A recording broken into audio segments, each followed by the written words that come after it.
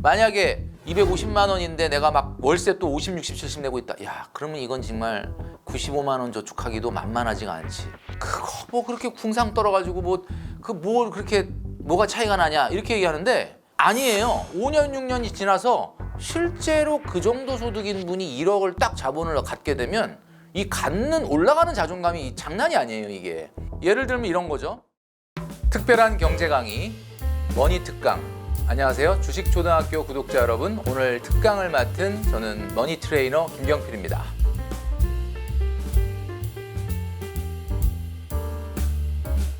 부자라는 기준을 우리가 이야기할 때 그 돈의 절대액으로 부자를 얘기하는 게 아니에요.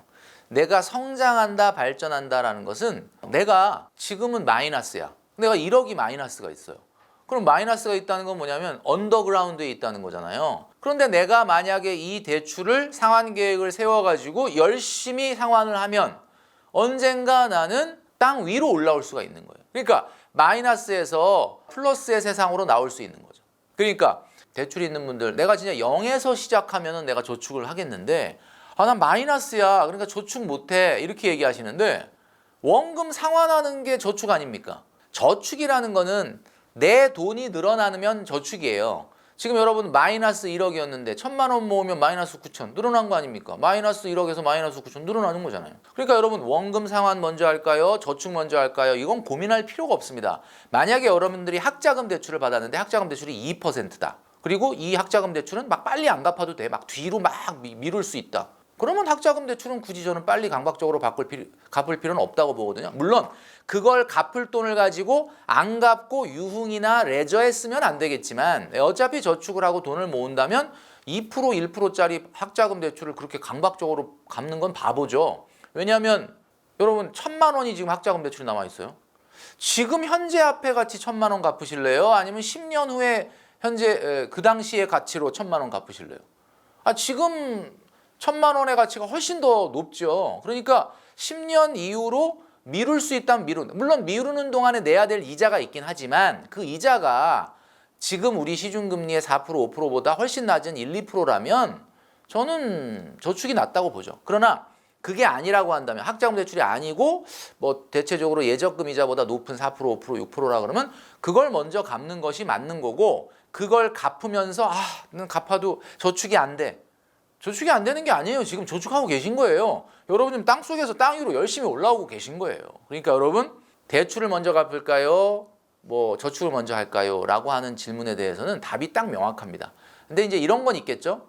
저축을 하면 은행에서 딱 숙제 검사가 되니까 월급날 싹싹 돈을 빼가지 않습니까? 그러니까 나도 모르는 사이에 돈이 모이는데 내가 대출 갚아야지 마이너스 통장 꺼야지 그러면 그거는 내 의지에 의해서 월급 탄 날 마이너스 통장에 돈을 보내서 끄다 보면 어느 순간 이번 달은 돈이 없으니까 그냥 이번 달은 그냥 상환하지 말자. 왜냐면 마이너스 통장이라는 게 뭐 갚으라고 빨리 재촉하는 것도 아니잖아요. 이렇게 될 가능성이 있기 때문에 내가 내 돈이지만 내 손을 내가 마음대로 못하도록 딱 묶어 놓으려면 자동이체로 상환을 하든지 아니면 이렇게 해야 되는 거죠.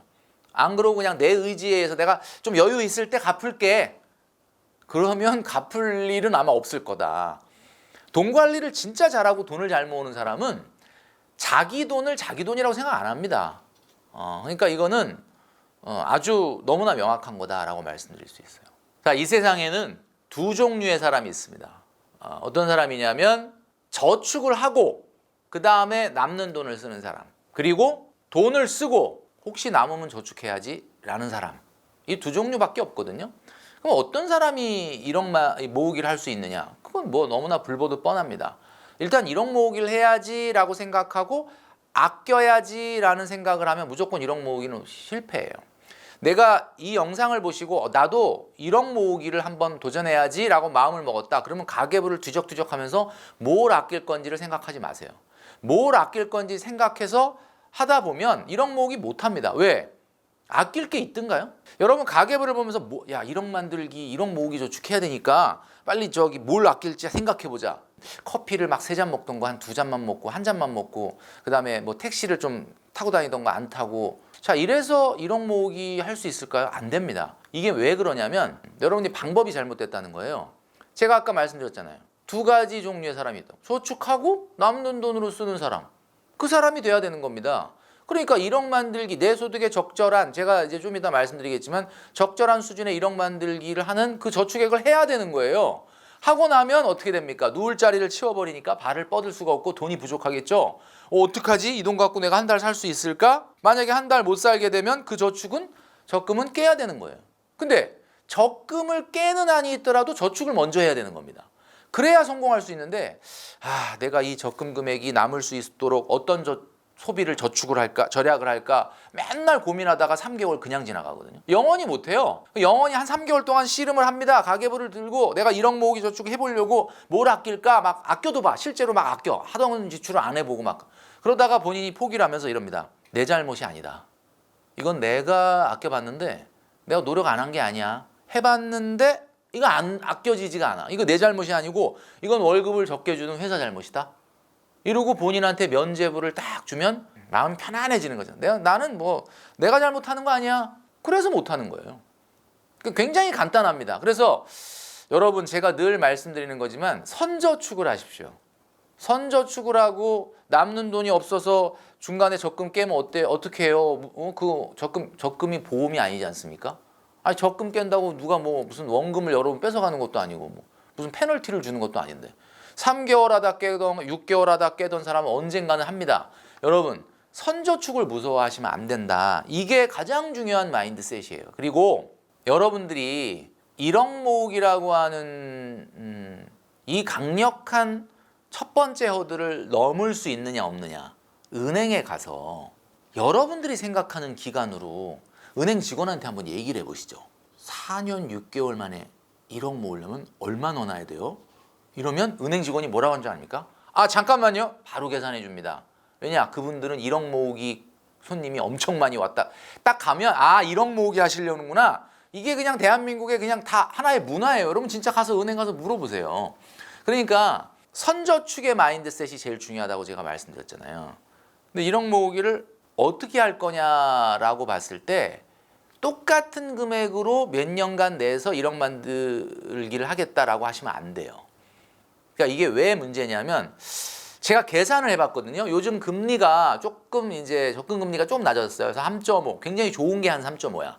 물론 제2금융권이나 이런 데 가면 더 높은 것도 있긴 한데 일반적으로 3.5 정도 금리로 5년 안에 1억을 만들려면 얼마를 매달 저축해야 하는지를 제가 알아보니까 한 달에 월 155만 원을 내야 됩니다. 야, 155만 원. 야, 굉장히 큰 돈이죠. 155만 원을 5년 동안 납입을 해야 1억이 되는 거예요. 근데 여러분 이렇게 저축하시면 안 된다는 거죠. 왜 안 되느냐? 제가 아까 뭐라 그랬냐면 1억 만들기에 성공하면 생기는 변화가 뭐라 그랬냐면 저축의 근육이 늘어난다 그랬죠. 이 저축의 근육이라는 게 굉장히 중요하거든요. 이게 저축의 근육이 있는 남친 여친을 만나셔야 돼요. 그래야 여러분들 인생이 편해집니다. 이제 저축의 근력이 있어야 된다는 건데 만약에 155만 원을 한다는 건 무슨 얘기예요? 올해도 155, 내년에도 155, 계속 155를 하면 저축 근력이 떨어진다는 뜻이야. 왜 그러냐면 내년에는 월급이 좀 올라가잖아. 내후년에 조금 더 올라가고. 그런데 나는 계속 155를 하고 있다는 건 무슨 얘기야? 저축 근감소가 생기고 있다는 거야. 저축률이 가면 갈수록 떨어져.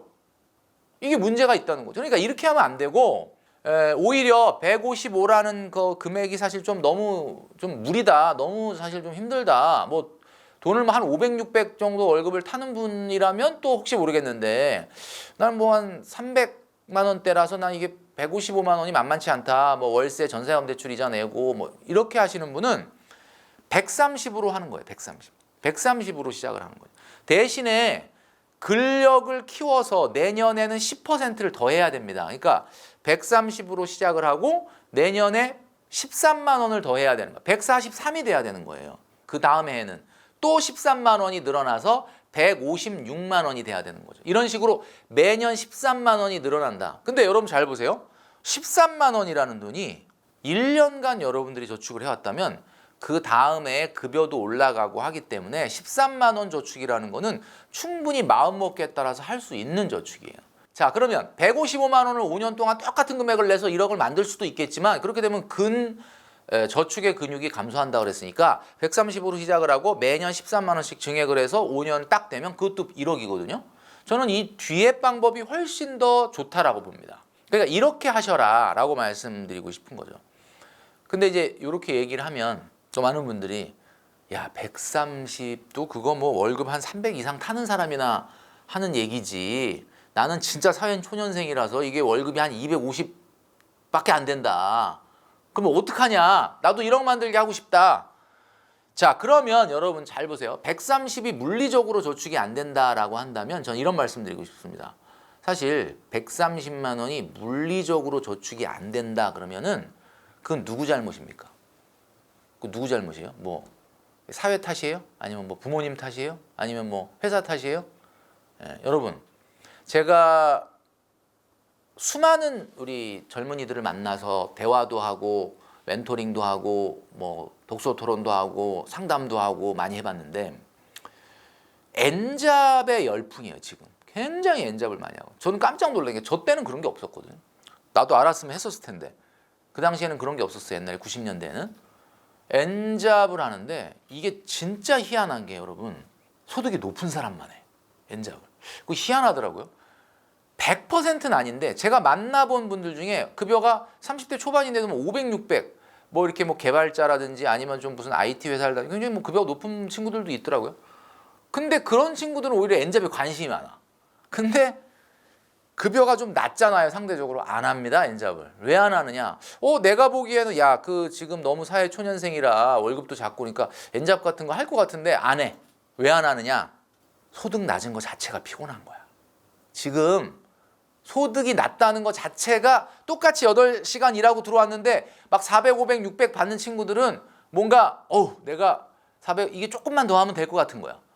옛날에 우리가 보면 이런 거 있지 않습니까? 그 성적도 보면 중간보다 중상에 있는 분들이 열심히 하려고 그러잖아요. 왜냐면 중상은 뭐예요? 중간에서 상위권 같은 경우는 뭔가 막 선생님도 좀 모티베이션을 주죠. 야, 조금만 더 노력하면은 그죠? 뭐 인서울 아니면 또 명문대 문턱까지 갈 수 있지 않냐. 막 본인 스스로도 조금만 하면 어떤 될 것 같은 느낌이 있는 거거든요.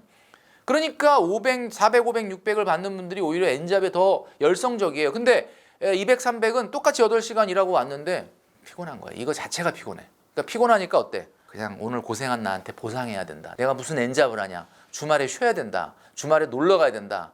주말에 인스타그램에 올릴 사진도 좀 찍으러 가야 되고, 저녁에 피곤한 나한테 보상을 해야 되니까 엽떡을 시키든지 뭐 마라탕을 시키든지, 이게 이렇게 되는 거예요, 여러분. 그러니까 130만 원이 물리적으로 안 된다라는 거, 안 돼라고 말아버릴 게 아니라 방법을 연구를 해야죠. 근데 제가 N잡을 하라는 걸 오해하시면 안 돼요. N잡을 해서 소득을 올려서 130만 원 저축하라, 그 뜻이 아니고, 사실 뭐 N잡을 해서 뭐 본인의 어떤 그 특기가 있다면, 뭐 예를 들면 통번역을 한다든지, 뭐 본인 나름대로, 저는 이제 많이 만나봤는데 이제 개발자분들 중에 프리랜서도 많거든요. 뭐 회사에 소속돼서 일을 하다가도 뭐 주말에 뭐 다른 일거리를 가져와서 일을 하신다고 그러더라고. 그리고 뭐 통번역 하시는 분들도 뭐 원래 나가는 일 회사 말고도 뭐 또 주말에 뭐 번역 일을 하시기도 하고, 이렇게 뭐 자기만의 어떤 특기라든지 이런 장점이 있으면은 조금 더 N잡하기가 쉬운데, 일반적으로 봤을 땐 시간제 N잡이니까 내 시간과 돈을 바꾸는 거잖아요. 그러니까 친구 카페에 가서 뭐 한 토요일 날 4시간 정도 뭐 일을 좀 도와줬다. 뭐 그런다 그래서 엄청나게 돈이 많이 생기는 거 아니잖아요. 그러니까 무슨 얘기냐면, 제가 N잡을 하라는 거는 여러분들 그 돈을 더 벌어서 그 돈으로 130만 원 저축을 하라는 거, 물론 뭐 그런 뜻도 조금은 있는데, 그것보다는 N잡을 해봐야 돈을 소중하게 여겨요. N잡을 해봐야, 와, 제가 아는 공무원분은 뭐 급여는 적지만 공무원이라는 그 어떻게 보면 그래도 안정된 직장, 그리고 사실 공무원분들이 바쁠 땐 또 바쁘지만 또 사실은 고유 업무를 하다 보면 또 뭐 이렇게 안 바쁠 때도 사실은 좀 있거든요. 그러다 보면은 뭐 이렇게 돈이라는 것 자체가 내가 급여가 막 높지는 않지만 이렇게 어떻게 이렇게 벌린다 이런 생각을 못 했는데, 공무원은 겸직금지 아닙니까? 뭐 사업자 등록증을 내거나 뭘 해서 따로 뭔가 소득을 하면 안 되지만, 뭐 친구 뭐 카페에 가서 뭐 아르바이트 같은 거 해주는 거야, 뭐 그건 큰 문제가 없죠. 근데 이렇게 N잡을 해보니까 느끼는 게 있대요. 뭐예요? 돈 벌기가 진짜 어렵구나. 돈이 진짜 이 10,000원 한 장, 50,000원 한 장 진짜 가치 있는 거구나. 이걸 느꼈다는 거예요. 저는 그것 때문에 꼭 여러분의 N잡을 해보라라고 말씀드리고 싶습니다. 그러니까 130만 원이 물리적으로 안 돼요 라고 이야기하기 전에 왜 안 될까 나는? 그걸 어떻게 130만 원을 할까라는 생각을 하는 게 맞다. 그리고 만약에 N잡을 해도 130만 원을 못 한다라고 하는 분도 있어요. 진짜 급여가 낮은 분들. 자, 그런 분들은 잘 들으시기 바랍니다. 5년에 1억 만들기를 하지 말고 7년에 1억 만들기를 하세요. 근데 이 말씀을 드리면 많은 분들이 뭐라고 하냐면 7년에 1억을 만들면 지금 1억하고 너무 금액 차이가 화폐 가치가 너무 차이가 날 것 같은데? 뭐 이렇게 또 생각하신다는 거죠. 그러면 이렇게 한번 해보면 어떨까요? 코로나 지나고 22년도, 23년도에 인플레이션이 굉장히 높았죠. 최근에는 인플레이션이 좀 많이 낮아졌는데 물가 상승률은 지난 10년을 보면 평균 2%입니다. 그러니까 매년 2% 정도는 평균 인플레이션이 있다는 거잖아요. 화폐 가치가 떨어진다는 거잖아요. 그럼 어떻게 해야 돼? 7년 후에 지금 화폐 가치로 1억을 만들려면 1억 곱하기 1 플러스 0.02의 7제곱을 하면 됩니다. 계산기로 계산해보면 1억 1,500이에요.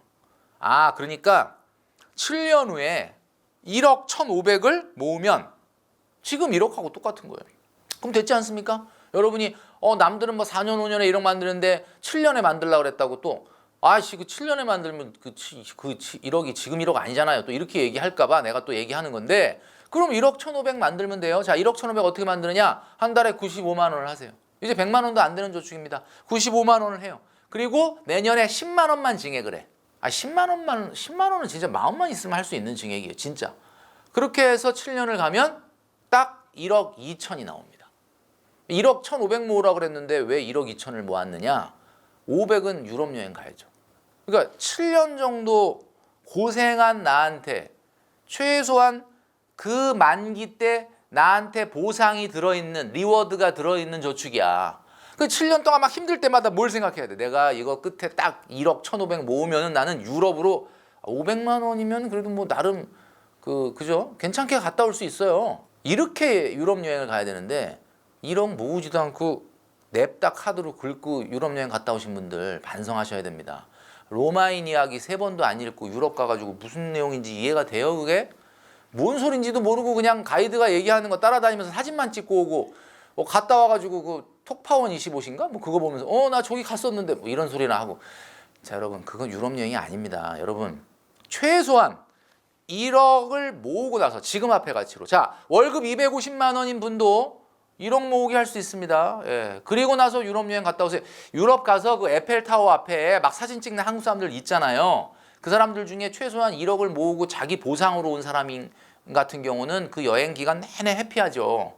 근데 냅다 카드 긁고 가서 거기 가서 그러고 사진 찍고 있는 사람들은 돌아오는 비행기 안에서 날라올 카드값 영수증 생각하면 내가 미쳤지 이런 생각을 한다는 거예요. 여러분 어떤 사람이 될 겁니까?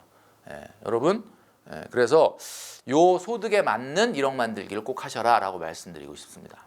아마 250만 원을 버는 사람의 컨디션이 뭐 그래도 250이고 월급이 적지만 그래도 부모님을 먹여주고 재워주는 환경에서 하느냐 아니면 그 250인데도 또 독립을 해서 거기서 또 뭐 월세 50, 60, 70을 내고 있느냐에 따라 다르겠죠.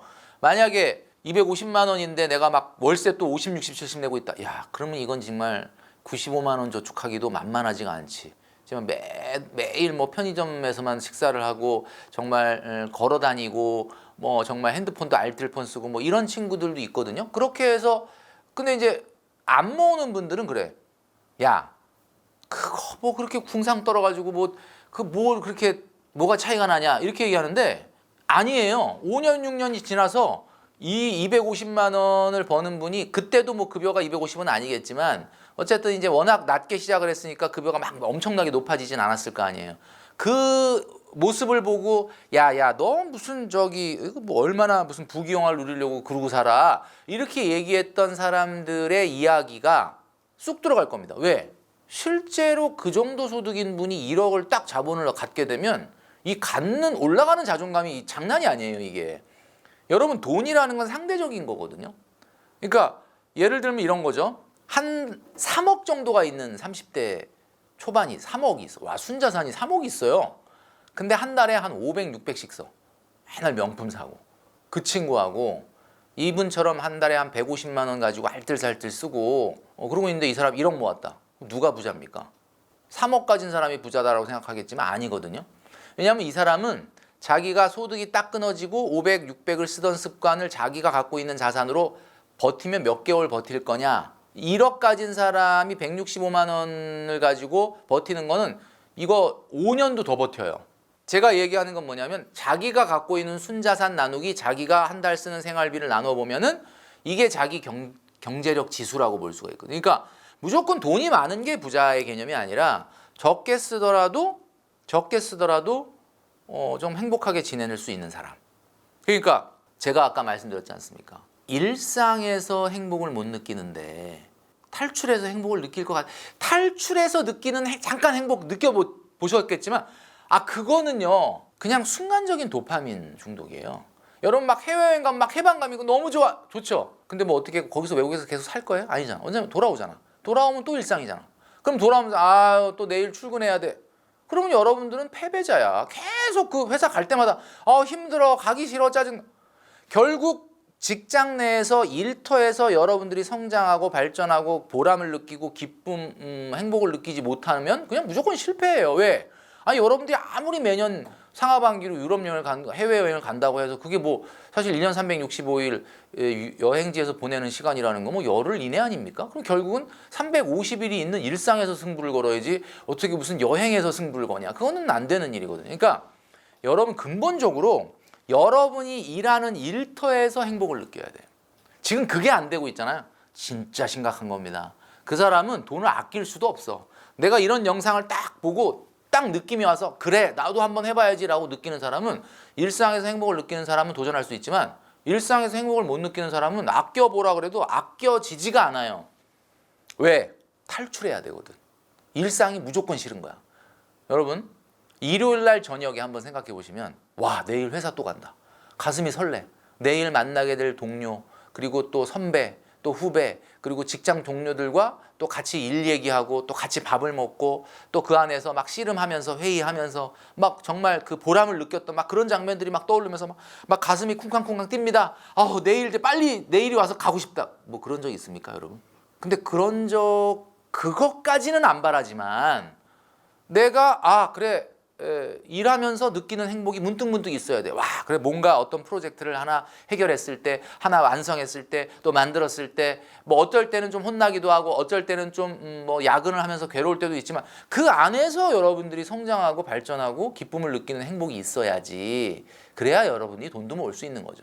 안 그러면 맨날 뭐 소득도 안 되는데 뭐 골프 치러 간다. 소득도 안 되는데 뭐 차 뽑는다. 뭐 소득도 안 되는데 뭐 굉장히 돈 많이 들어가는 취미를 하거나 뭐 오마카세를 간다거나 맨날 이벤트를 한다거나 아니면 일상을 벗어나서 뭐 게임 중독이 된다거나 뭐 이런 거 아니겠습니까? 그리고 왜 그런 행동을 하게 되느냐? 탈출하고 싶어서 그런 거예요. 탈출하고. 그러니까 일상에서 행복을 못 느끼고 성장이 안 되고 발전이 안 되는다라고 하면은 이건 재테크도 실패예요. 아니 그렇게 아무리 돈을 많이 벌어도 이 정말 일상 일터에서 행복을 못 느끼는 사람이 이게 뭐 돈을 모을 수 있겠느냐? 불가능하다라는 거죠.